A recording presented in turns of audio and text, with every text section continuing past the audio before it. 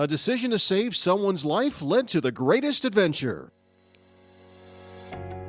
Broadcasting from the Subaru of Gwinnett Studio at the Gas South Convention Center in Duluth, Georgia, it's time to design your life on Status Life with Lita.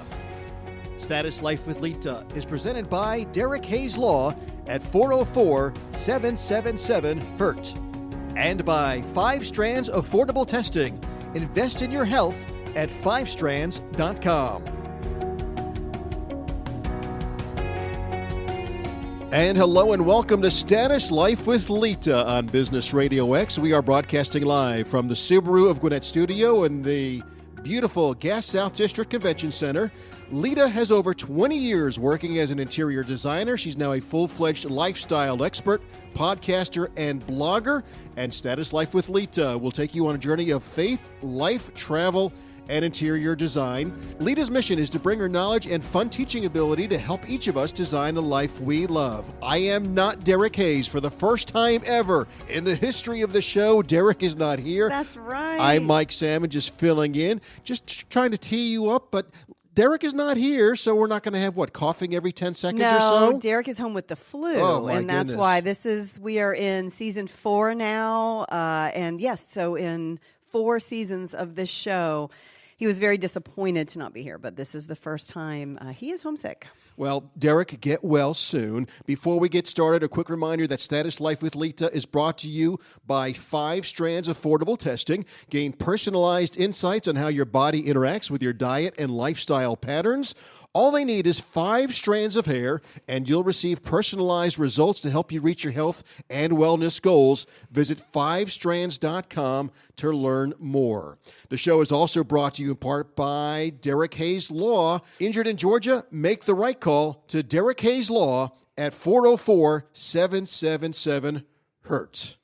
All right, Lita. Are you ready? I am ready. I'm excited about today's show. Why? You got anything special going on? Yeah, I always have something special. I always, pull the greatest things that are going in my life. I always say that makes the best show is the content that I'm going through each and every month. Oh, yeah. You're an open book. I am an open book. Yes. I've had some fantastic feedback about that recently. The 5 Strands Affordable Testing, the CEO, Austin, was on the show. Yep. And after the last show, he kind of pulled me aside and said, no one's doing what you're doing. No one puts themselves. A lot of people are teaching and talking about how to do things and being an expert, but no one is actually being the guinea pig. And he said, I like it, I respect it, and I tune in every time you have a show because I can't get enough. And I thought, that's it right there. That's amazing. And we've got some news regarding our next season 5, because you're taking that whole guinea pig thing to a whole new level. Whole new level. But tell us about the latest chapter in your book now. All right. For all my Status Life with Lita listeners, even if you don't have any connection to organ donation or specifically summiting volcanoes, today's show is what this podcast is all about. We are going to share amazing stories of adventure. We're going to talk about health and wellness. We're going to talk about overcoming fears. These are big topics on the show if you've been following. And Mike just teased it. We're going to talk about what's next for the blog and the Status Life with Lita podcast. I have a brand new focus, and I think you're going to love it. All right, if you've been listening to the entire 4th season, you've heard Derek and I talk about my kidney donor athlete's adventure to Guatemala. Derek never let a show pass where he didn't talk all about it. Even some of the shows where I said, we can't go into this so much, right? We got to get to the show. Well, he was just so proud of you. He was so proud, and he is now. He just made me talk about it, which I love. I would never shy away from it. But if we had content or a guest, I would want to get through it pretty quick. We brought KDA President Natalie Noose. We did a whole show about the adventure and about her kidney donation story. About the upcoming adventure. So, if this is your first time tuning in, I was preparing to summit 3 volcanoes in Guatemala with 18 other kidney donors from across the USA. Well, today we are taping at the end of December, which means I've completed the challenge. Woo! Yep. Way to go, Lita. I Way know. to go. Thank you. All right. So for today's show, I've brought my new friend and fellow kidney donor, Chris Sullivan, to the show. Welcome, Chris. Hello. Thanks for having me. Oh, I'm so glad you're here. Now, Chris, I'm just going to tell our listeners, you are not in studio. We are taping in Atlanta, and you live in Denver. That is correct. Yes. All right. So Chris and I met for the first time in Guatemala. And Chris, am I correct that you are our KDA, Kidney Donor Athlete? You are the vice president this year? I am. Okay. I am the vice president of Kidney Donor Athletes. Okay. And you're set to take over as president next year. Natalie is our current president. Is that correct? That is correct. Natalie's done a fantastic job, and she has one more year in her term. I just love Natalie. And I even love more that when we did this, she gave me all her gear. Remember, I was bragging about that all week. Natalie gave me everything she had. All right, Chris, I want to start with you, and I want to dig into your kidney donation story. So start with, what year did you donate, and who was your recipient? Yeah, so I donated the end of September 2020. I am what is known as a non-directed donor. So I don't know my recipient, and I was moved by a short news piece that I happened to catch the end of in late 2018. And it basically prompted me to donate. And I had never thought about donating, didn't know anything about it. It was just one of those really just very earth-shaking moments for me that I remember looking at my wife saying, I'm doing that. And I began the process. I was stalled out. I had to actually go through the testing twice because of COVID and some other things that it lasted about a year and a half before I finally was able to donate. So go back to when you told your wife you were doing this. What was her reaction? We've been married for 27 years. She knows me pretty well. And she looked at me and she said, good for you. I love that. It's just the kind of person she is. Oh, wow. She knows I tend to run on the edge a little bit and like adventure and to do things. And when I set my mind something, I'm going to do it. I had nothing but 100% support from my wife and my kids. My mom, slightly different story. So my story is a touch different in that regard, which is why I wanted you to answer that question, because I had support, but I had a lot of reluctance. There were a lot of people in my life. My children were very young at the time, and so it was more, are you sure? What's it going to do to you? How are you going to feel? You know, it was just those questions where they kind of pause. The question mark kind of goes, really? You know, and you can hear by the way they say it, it's concern, so reluctance and concern. But again, full support, and I'm probably like you in this way when I set my mind to do something. There is no stopping me. And my recipient was my father. We've talked about that a lot on the show. So of course, when you know someone and it's your loved one and, you know, it was going to save my father's life. So there was no question for me. So kudos to you and your wife. I love that story. I want to talk about your physical fitness. So were you physically fit before the donation? And did you have any worries that your fitness level would change after donation? Yeah, so it's one of the reasons I donated is I've been blessed with really good health, good genes. I've also always been an endurance athlete. I have a resume of triathlons and marathons and long distance biking events. So being fit was really not an issue. I've always been in good shape. And so I didn't worry too much about that. And after I did some research, after I saw the news piece, I kind of came to an internal deal or agreement with myself that, okay, if I can pass the testing, then that's really going to be the test for me, is if I pass all the medical and psychological tests, which, as you know, are pretty rigorous, then this is really meant to be. So I went into it in good shape, and, there was a concern. What is this going to do to me post-donation? And then I did some research, and that's when I found KDA. And it's one of the things that, we do at Kidney Donor Athletes is we support those who are considering donation. And we're showing the world, that was really part of the Guatemala climb and these One Kidney climbs, that, post-donation, you can do everything you did before. And in some cases, there are a lot of people who probably would never have considered climbing 3 volcanoes in Guatemala if they hadn't donated a kidney. I can say I wouldn't have. That absolutely applies to me. And learning about kidney donors. And yes, and everything we can do. And it's been transformational. So you donated. You were in great shape before you donated. Talk about now. What's your fitness level now? And this Status Life with Lita, we definitely dig into a lot of health and wellness. And with Derek on the show, producer Mike is always here. I always use them as the guinea pigs. So I want you to talk about your weekly routine, and then I'm going to ask an even deeper question there. So tell us about your fitness level now post-donation, and what does a week of fitness look like for you? Yeah, so post-donation, one of the things that I went into donation healthy, and all the doctors pretty much said, hey, you're in great shape. All you need to do is continue with what you were doing. So don't change anything. Continue to eat well, continue to exercise, work out. So a week for me, I am right now, I tend to cycle through different phases. Right now I'm in a CrossFit phase, and I have been for the last probably 5 years. So I am a level 2 CrossFit certified instructor. I coach CrossFit on the side. And then I try to go 3 to 4 times a week where I'm actually doing CrossFit. I also try to get outside. I live in Denver, just in the foothills, beautiful surroundings. So I try to get out and take advantage of that. I'm an avid hiker, mountain biker.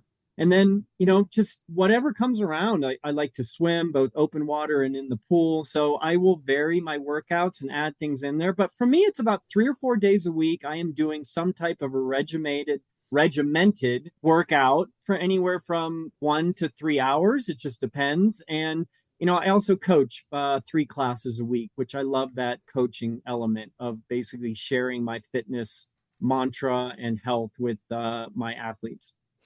With that being your lifestyle, I would make the assumption that you're a very healthy eater, probably very conscious of what you put into your body, if you're very conscious of how you take care of your body.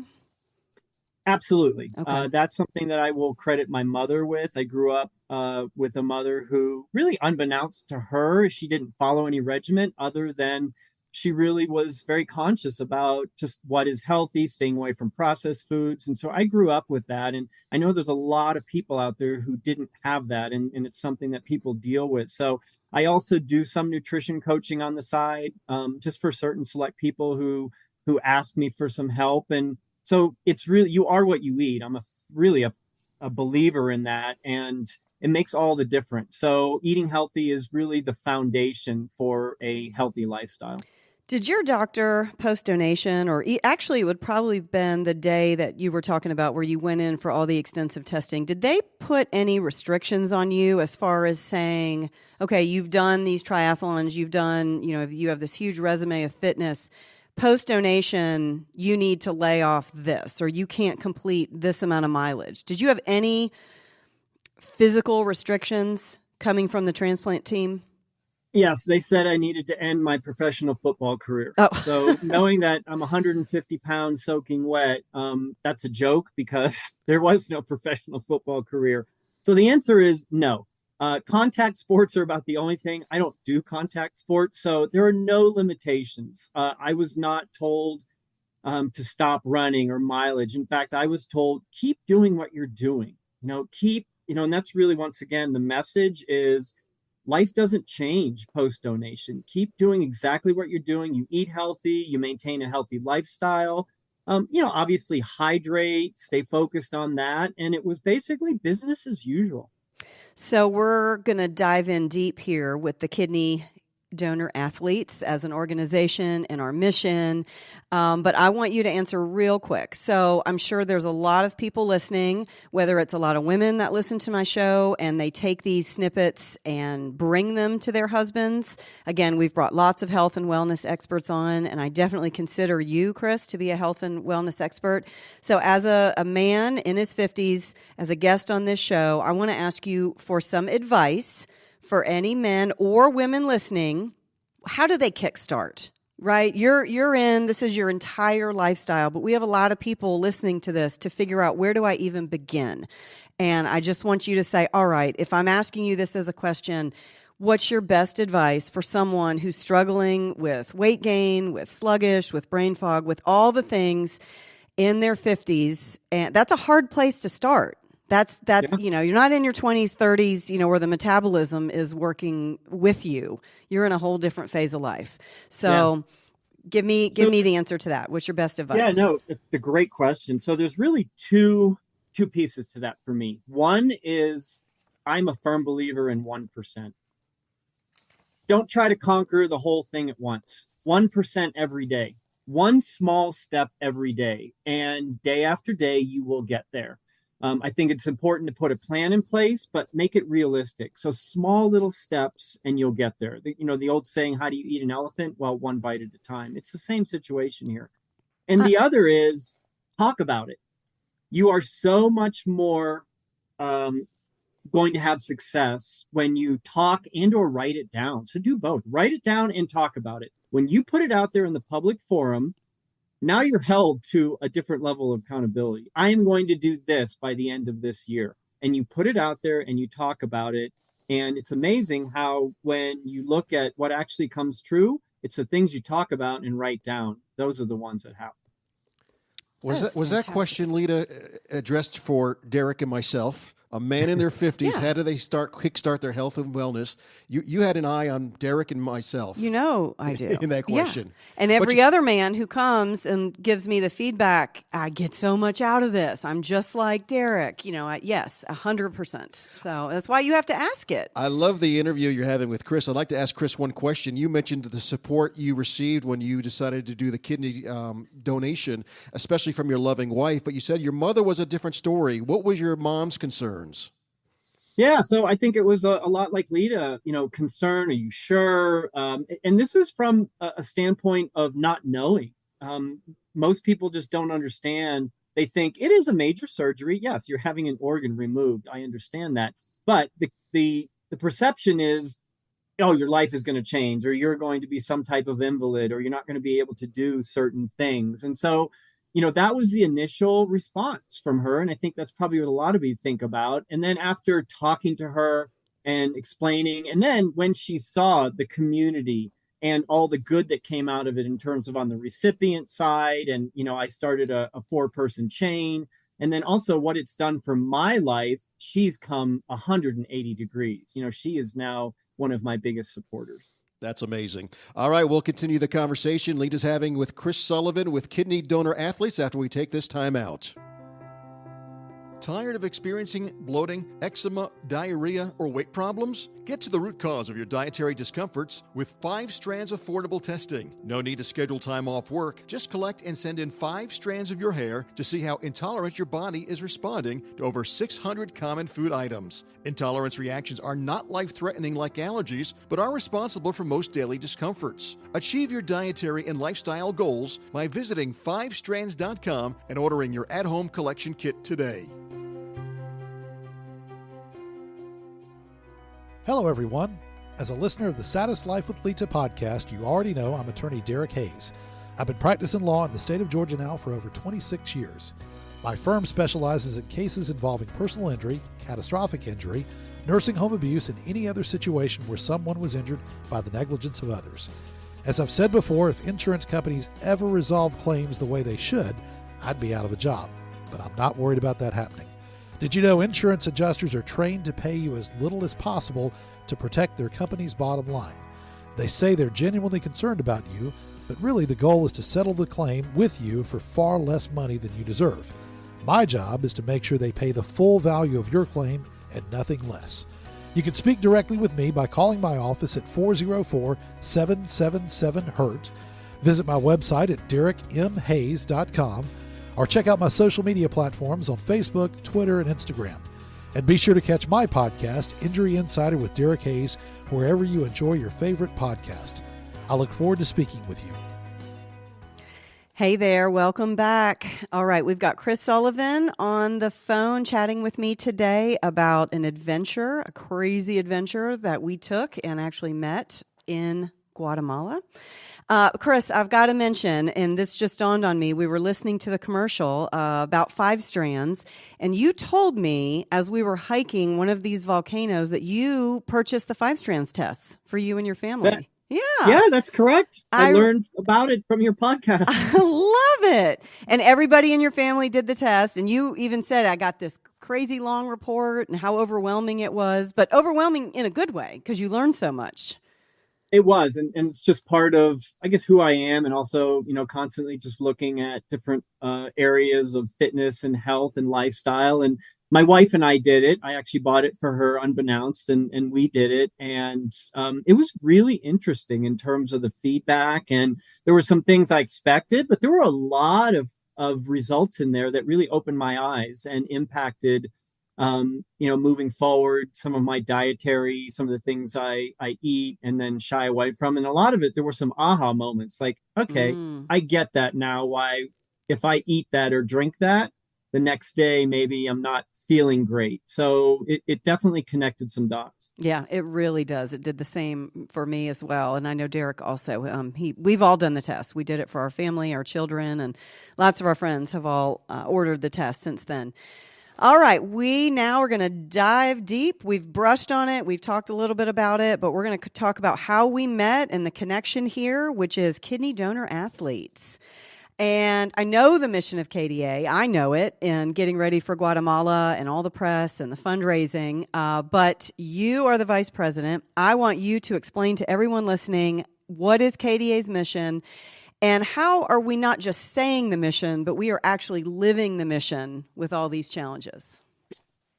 Yeah, so really the bottom line for KDA is it's twofold. It is to provide education and awareness and advocacy for living kidney donation, to dispel myths and just get the word out there that you live as full a life after donation than you do before. The human body functions literally on 25% of kidney function. So you can live a full life with half a kidney. So when you have one kidney, you actually have 50% more than you need. So the human body is amazing in that it functions fully on one healthy kidney.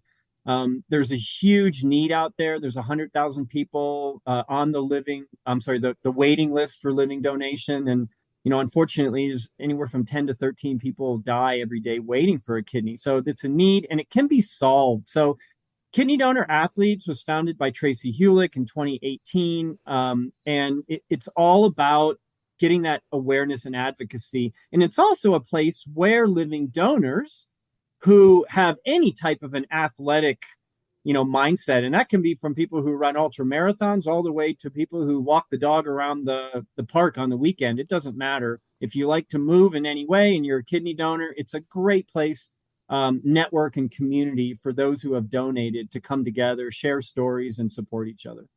You climbed Kilimanjaro last year and you summited on World Kidney Day. Talk to us a little bit about that incredible adventure.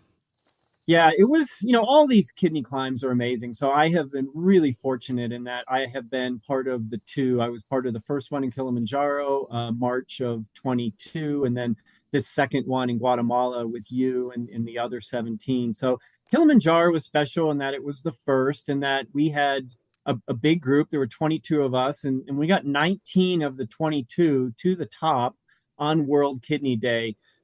It's a big deal. It's a 6-day hike up and it's a 2-day hike down. It's a big mountain. It's just under 20,000 feet, sits in Tanzania on the Kenyan-Tanzania border in Africa. And we went with the same outfitter that supported us in Guatemala, Embark Exploration. And you got a taste of what they do. They do a fantastic job. And it was just a great way to once again, show the world that you could do amazing things. And it really got the ball rolling with these advocacy climbs and these adventures and trips and different types of treks that Kidney Donor Athletes sponsors to promote awareness and education and advocacy. So our One Kidney Climb was a 3-volcano summit in Guatemala.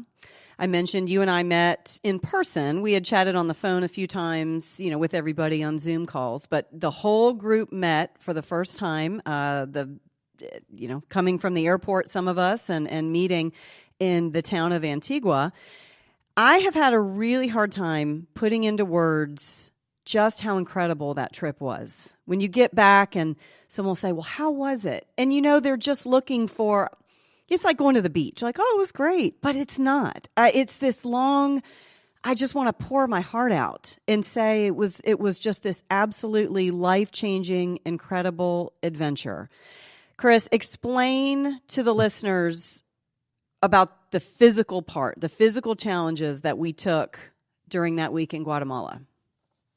Yeah, so the name says it all, Three Volcano Challenge, and it's designed to be a challenge because we want to show that post donation you can still do hard things, and it was hard. It was hard. So the first climb really hard. was yeah, right. The first climb was Pacaya Volcano, and that was a warm up, just 3 or 4 miles, just to kind of get their legs under them and give us a taste of what it's like to climb one of these volcanoes. And that was pretty special. And then day 2, it gets serious. Acatenango was, 3,000 or 4,000 vertical feet, pretty much straight up through the cloud forest, not a ton of switchbacks. So it's a pretty aggressive climb, and you're getting up to 12,500 feet. So, for those coming from low level, that's definitely a big jump in altitude. So you've got that. You just also have, the different climates that you're going through.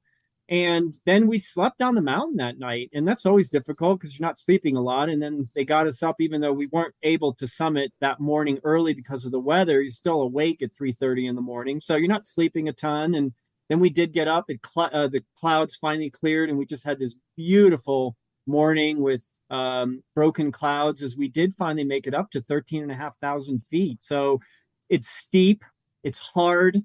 And then we had one travel day, and then we went on to the big enchilada, and that was Atitlan. So it's 5,500 vertical feet. Once again, almost straight up. It's basically 5 hours of continuous walking up. Yes. That puts it in perspective. And we got to the top, and we had about 10 minutes of good weather, and then a hurricane force winds and clouds blew in, and I think it was probably 40 or 50 mile an hour sustained winds and cloudy. And we hung out up there for about a half an hour and took some pictures and enjoyed the summit as much as we could. And then it was another 5 hours down. So that's a long day. That was a 12-hour round trip, a lot of elevation, a lot of altitude gain. And, by the end of it, you're exhausted mentally, physically, but what a sense of accomplishment. And I agree with you. It is hard to put in words. And it's one of those that for those of us who were there, we have that bond, and we forever will have that. And all you can do is just try to, the word I use is epic, and it was fantastic. And we accomplished what we set out to do, but it's really difficult to describe to those who weren't there. It really is. And I think that's what bonds us together even more. It's not the time that we spent. Well, it is the time that we spent. I'm saying this the wrong way.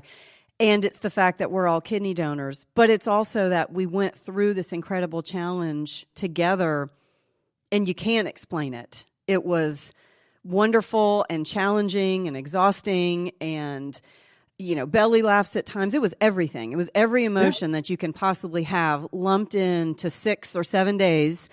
And you can't describe it, but those that we shared it with understand it. And that, to me, is where the bond really strengthens. So I want to tell one story. So we do a lot of Status Life with Lita shows about fear. I've done a lot about overcoming fear. And this was really a standout moment for me on the trip. And Chris, I very seriously doubt you even know this story because it happened to me, and I kept it a little bit private. Julie probably knows because she was my roommate. But Joyce was my main roommate. But the night that we were on Acatenango, sleeping in those little shacks, Julie and I paired up, and she was with me. So we're on Acatenango, and how high was our camp that night? Were we at 11,000 something? I think we were at probably closer to 12,500. That's really high. Okay. I need you guys to understand altitude sickness is real. My roommate, Julie, was very, very sick that night. I was very worried about her. She had all the symptoms. I wasn't certain that she was telling Louisa and the other guides how sick she was. She had a pounding headache. She had told me her extremities were going numb, stomach issues. And there's really no way to help that, to combat as bad as she was feeling, except to get down. And that wasn't the plan. The plan was to go up even higher. So, I'm helping her and trying to tend to her as best I can. So we're in these little shacks. Now, I have to paint the picture. There's no heat.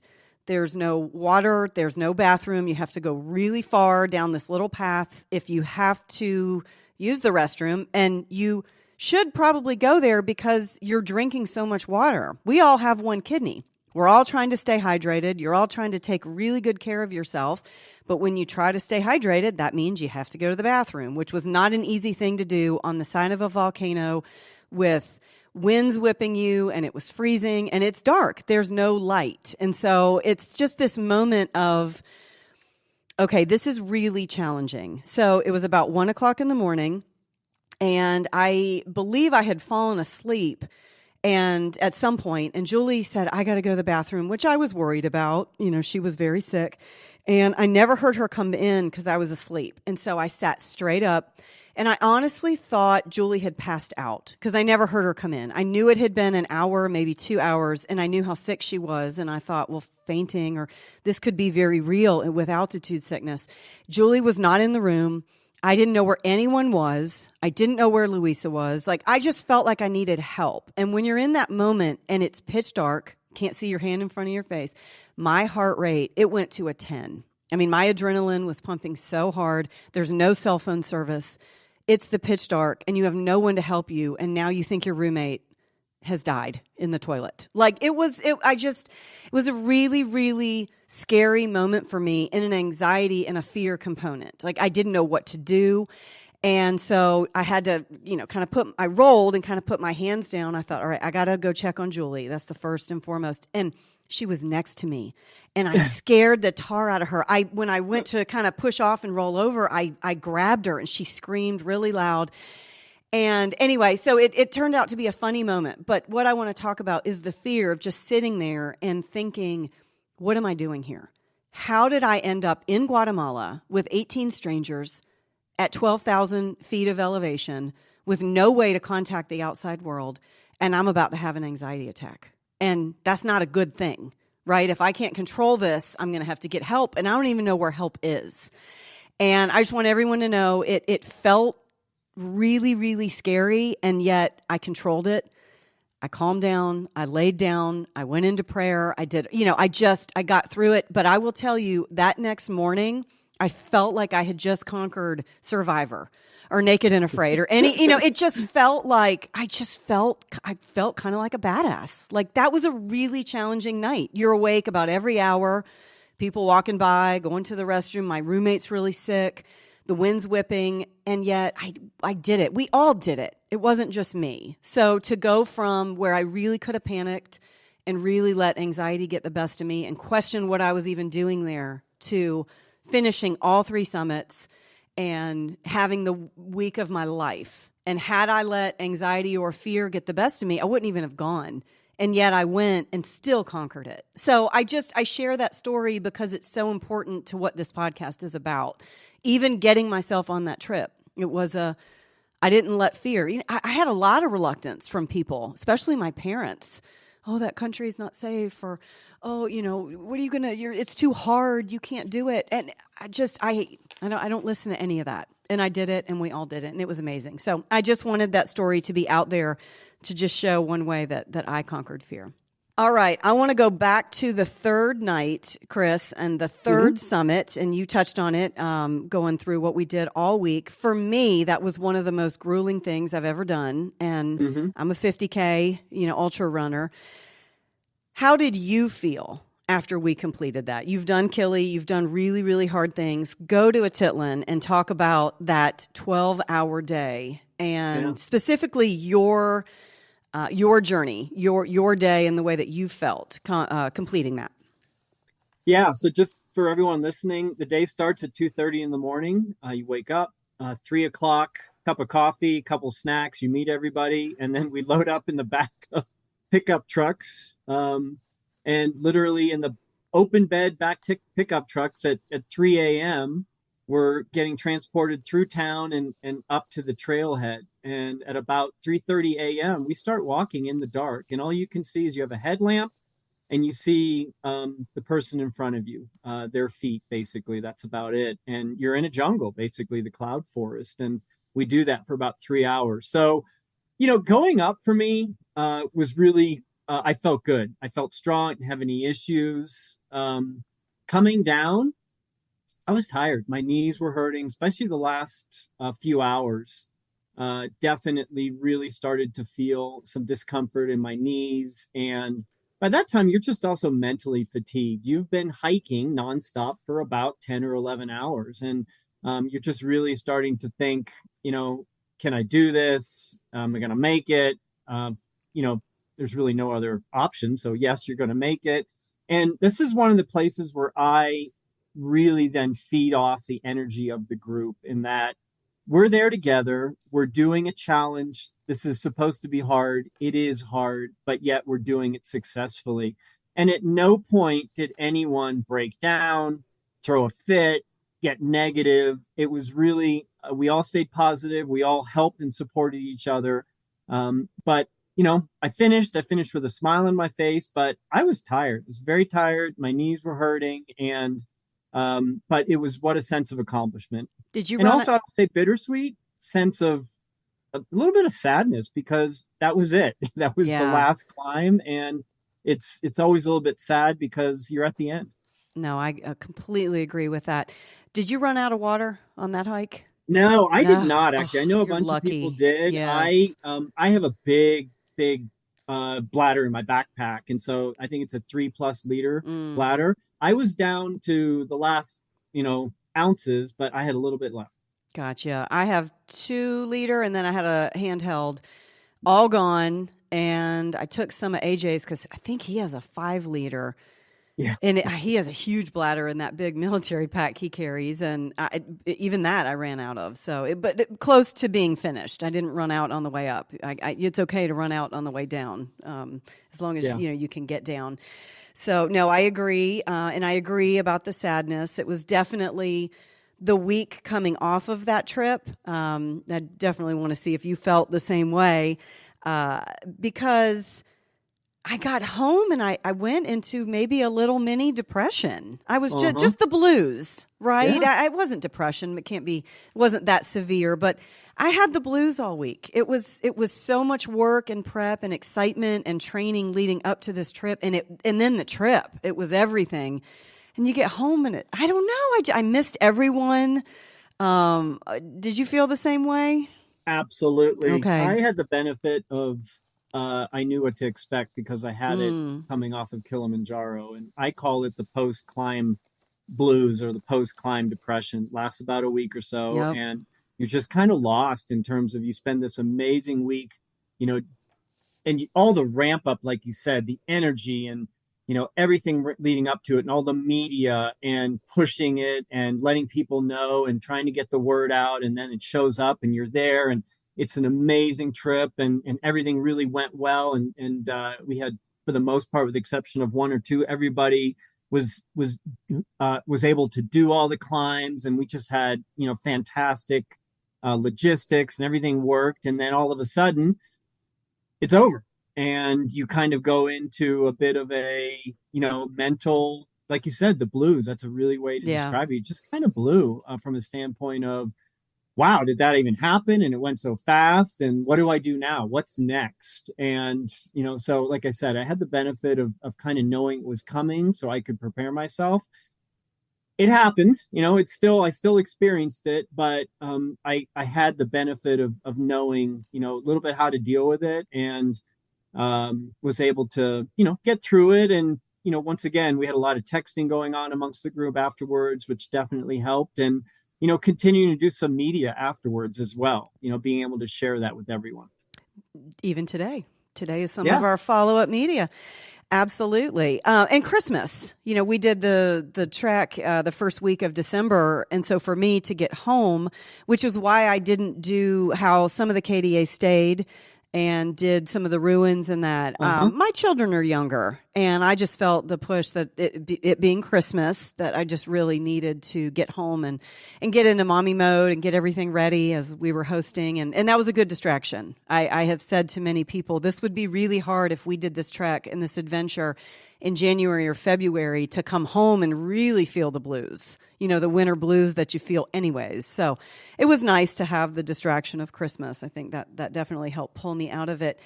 So I want to ask you something, Chris, and I'm laughing because I'm really going to put you in the hot seat here. Okay. All right. So I told Derek about this even while I was on the trip because you made me feel really strong. It was probably started at Pacaya and definitely as we were going up Acatenango, you kept looking at me. We would, you have to pause as we're acclimating and we're taking breaks and we're taking the jackets and the gloves off. I'm just saying that so everyone knows kind of how the climb goes. But you kept saying, "You're just doing amazing. You're killing it. You're doing great." And you kept really pumping me up.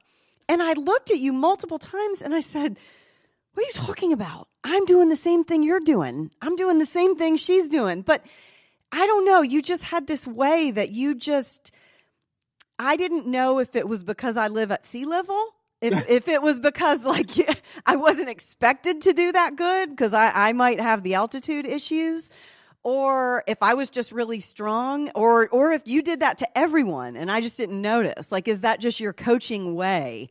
But it really had an impact on my climb. I remember even telling Derek after one of the climbs, I called him from the rooftop and I said, "I don't know. They just kept complimenting me, and Chris just kept saying how strong I was, and it made me feel so good." So tell me, the climb is over. Were you coaching, or was I really doing well up there? Both. Okay. So keep in mind that I was the leader of this group. So this trip was mine. I was the leader. And it's really important for me that everyone had an amazing experience and we got as many, if not everybody, to the top of these volcanoes. And so that is just kind of the natural coaching in me in terms of support and coaching. Now, that being said, I wouldn't say it if I didn't mean it. And I had my eye on a few people, and you were one of them, what I call the sea level team. Those basically not C in grade level, but C in terms of living at right. sea level. Sure. In terms of just kind of, I had talked to Carrie and Louisa, and we had all agreed that we wanted to watch out for those that were coming from sea level, just to make sure that everything was going well. And I meant what I said. You were always at the front of the pack. You were chatty and talking, which is a great sign, because if you're talking while you're climbing, that means that you're doing pretty well, and you killed it. And so absolutely, I was really impressed with how you showed up and just climbed these volcanoes. If you were hurting, you hit it well, but you did a great job. Well, thank you. That really means a lot, especially to have trained as hard as I did. And I did some work on my body the entire week before. I did some cellular level work. I found a nurse with multiple different machines. I don't even know what they're called, so I'm not going to try to know the science behind this. But she changed my mitochondria. She took me with an oxygen, it was a 1-hour oxygen regimen. She took my body up to 21,000 feet. And watched me and watched my O2 levels and, kind of acclimated me up and acclimated me down. And I went to see her every single day before the week leading up to it. Sorry. And I think it helped. I was really worried about living at sea level and altitude sickness being the worst. I will tell you, I suffer from migraines anyways in life. I always have since I was a teenager. And my biggest concern about this trip was not that I could or couldn't do it, was, am I going to get altitude sick? Are the migraines going to take me out of this? Yeah. And so there were multiple times I pulled Louisa aside and I said, "I have a headache." Because she had a great spiel every morning. If you feel anything, you tell me. And I took, the medicines that I need to take. I know my body. I know when I can handle the pain and when I couldn't. And I pushed through it. Every time I had one, I just pushed through it. And took the medicine. Sometimes migraines get so severe you can't push. Yeah. But anyways, I'm glad you didn't notice. That means I held my toughness. And I prefer to hike in the front. It's mental for me. I do that when I race, and when I run, I have to be in the front. If you put me in caboose, I will fall apart. It is 100% mental. It really is. I like to be out front, and that way I'm chasing a rabbit, and then there's people behind me chasing me, which means I can't slow down. So it's just the way that I compete. And not that this was a competition, but I found myself much more comfortable climbing in the front, knowing that I could do it. So it's just what got me through. So, all right. I want you to what do you want to leave our listeners with? Is it KDA? Is it our mission? Is it coaching? The mic is yours. Give us some inspiration as we wrap up. Yeah, I appreciate it. And thank you for having me. I think I want to leave everybody with the mindset of if this conversation that we've had has sparked even the slightest interest in living donation, or even on a bigger, just health and lifestyle and well-being, I encourage you, this is a phrase that Brian came up with literally on the trek in Guatemala. Take the next step, be the next one. Do something. Talk to someone, look it up, do some research, reach out, ask a question. There's such a need. And I will tell you that one of the sayings I use is kidney donation saved my life. Yes, I donated a kidney and saved someone else's life, and also a chain that allowed 3 or 4 other people to get a kidney. But kidney donation saved my life in regards to, it opened my eyes to a lot of things. It brought a whole new group of amazing people into my life. I often say I donated my angry kidney. I'm not angry anymore. I used to run around and was somewhat, angry. I was pretty hard charging, and donation opened my eyes to really what's important in life.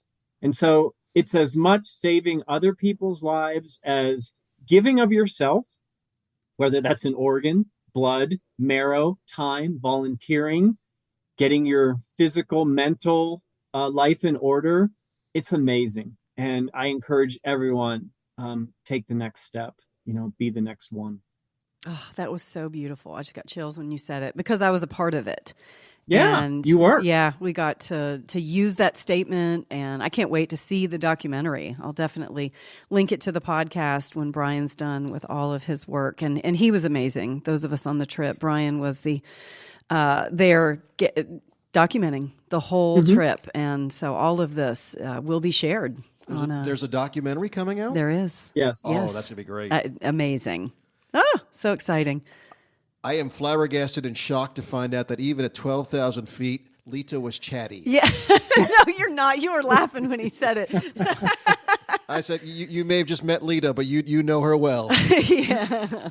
So before we ask Chris how people can follow KDA and support it and so forth, Lita, you mentioned at the top of the show that you've got something up special planned for your blog and podcast. What is season 5? What kind of surprises can we look forward to? Oh, it's so exciting. All right. This is something, it came to me after much thought, much consideration, much prayer, and then it also came really quickly. And so without going into the huge backstory of how this came to be, a little bit is what we talked about at the top of the show, and it's that feedback from Austin at 5 Strands and how I will be the guinea pig, and I will talk about it. You said that, and I'm not afraid.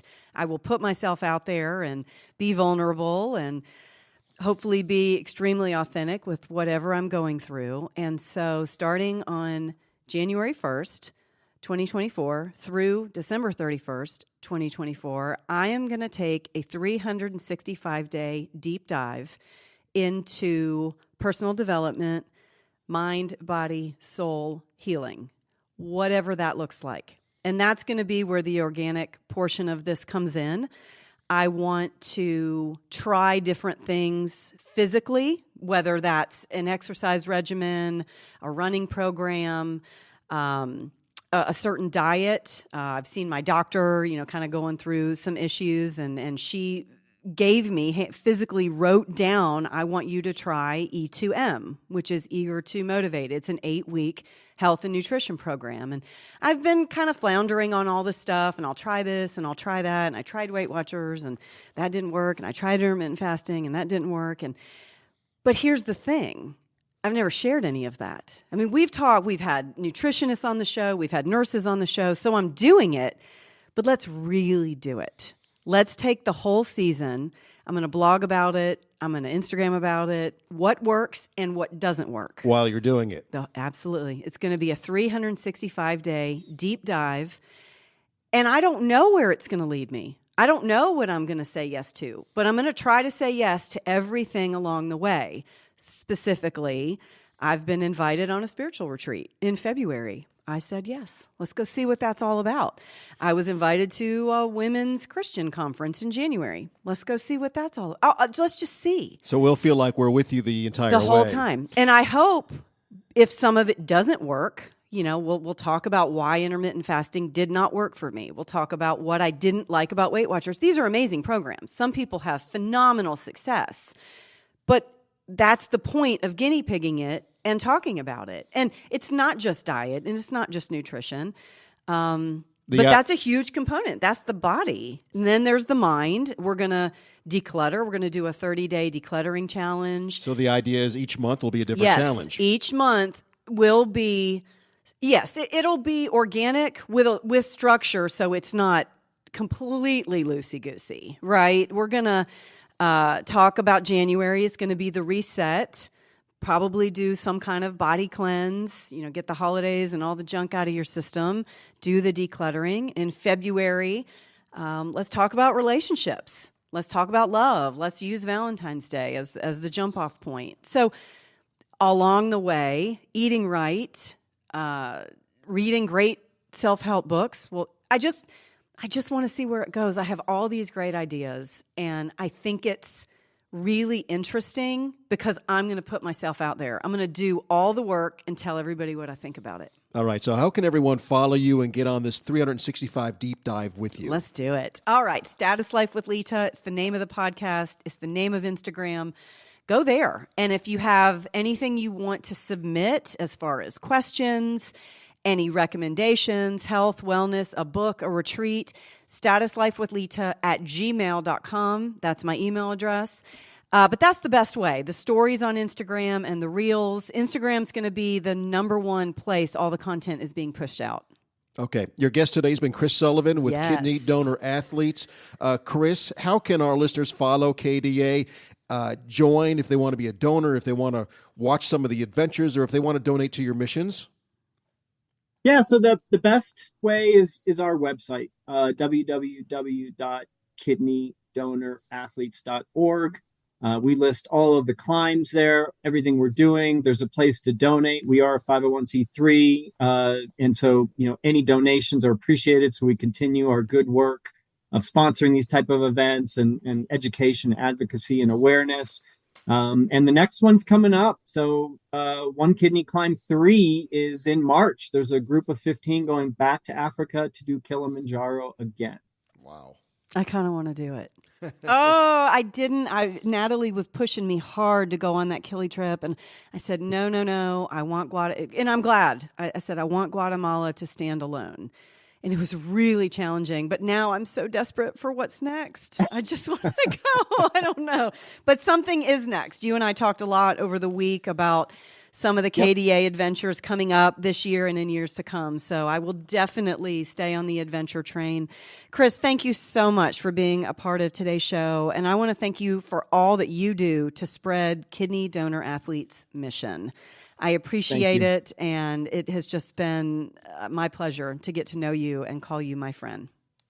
Pleasure's all mine, and ditto to everything. It's been fantastic to get to know you, and I appreciate all you're doing. Love your podcast, and keep up the good work. And so thank you so much. Well, we want to thank Chris, and we want to thank Lita, of course. And a reminder that Status Life with Lita, you can enjoy the podcast anytime. We're on Spotify, iTunes, iHeartRadio, or wherever you enjoy your favorite podcast. Also, all previous 4 seasons are archived on businessradiox.com. Just go to that website, select the Gwinnett Studio, and click on Status Life with Lita. Season 5 coming up. The new episode will be debuting in late January. So, for Lita, for Derek, get well, Derek. We'll see you next time. I'm Mike Salmon, and you've been listening to Status Life with Lita here on Business Radio X.